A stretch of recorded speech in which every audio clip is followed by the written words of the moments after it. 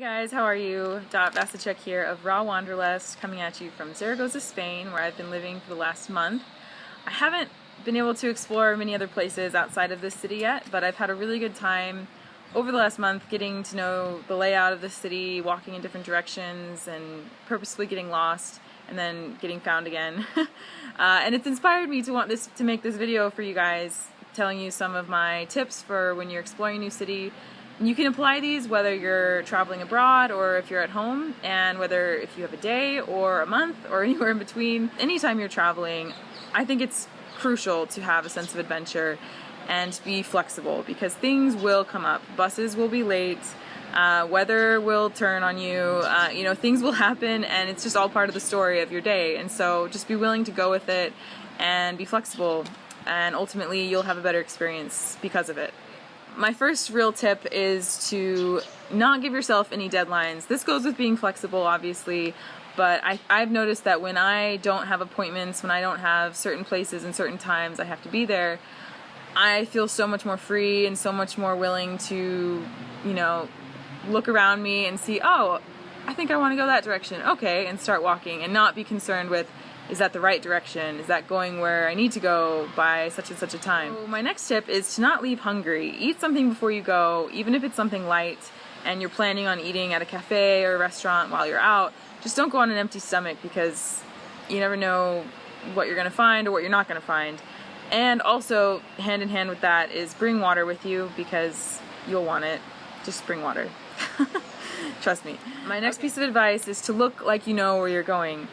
This is important if you want to blend in and not be a tourist. Sometimes it's hard to blend in, whether it's because of the color of your skin or your hair color.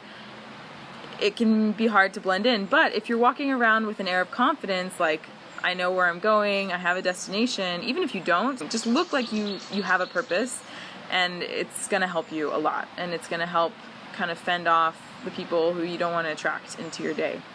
Trust your gut, okay? If you're going somewhere and you walk across the street and suddenly you're in a new neighborhood that you don't feel very good in, then get out of there. Turn around and walk in the other direction, and just trust your intuition. Your intuition is based on your feelings, and if you suddenly get a bad feeling or just you don't feel the same, it's because the energy around you has changed and it's telling you something, so listen to it. My next tip is to download a GPS.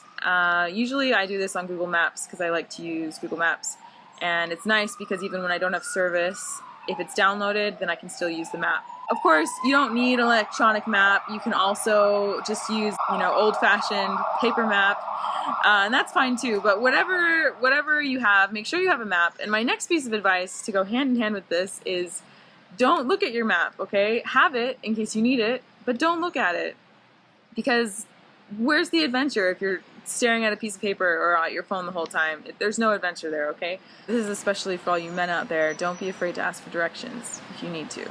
Just humble yourself a little bit and try your best to remember landmarks, whether it's a bridge or a statue or a really crazy tree or whatever it is that sticks out to you.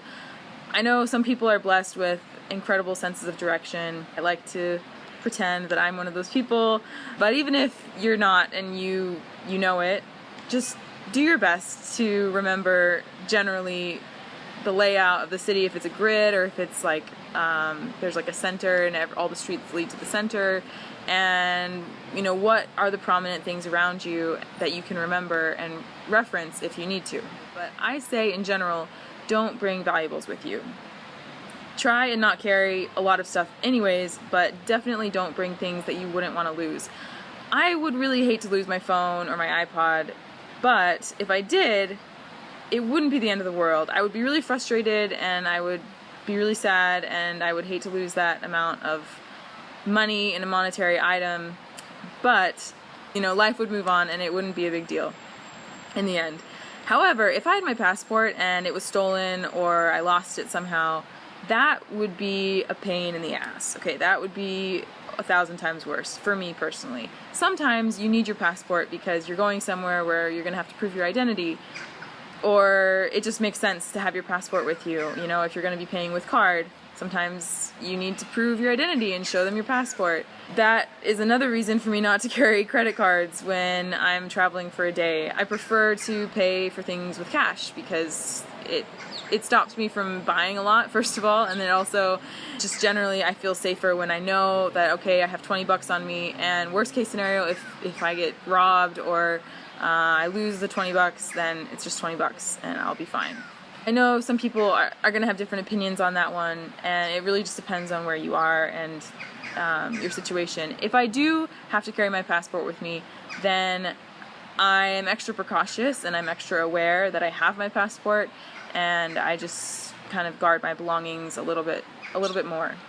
I recently wrote an article on this exact same subject for my friend Brittany and her website, which is simplelivingandtravel.com. My voice just cracked.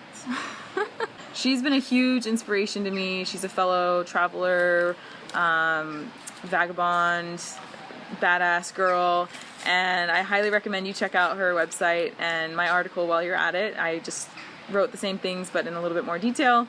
And you can also check out my blog, which is rawwanderlust.com, or my Instagram feed, which is @rawwanderlust.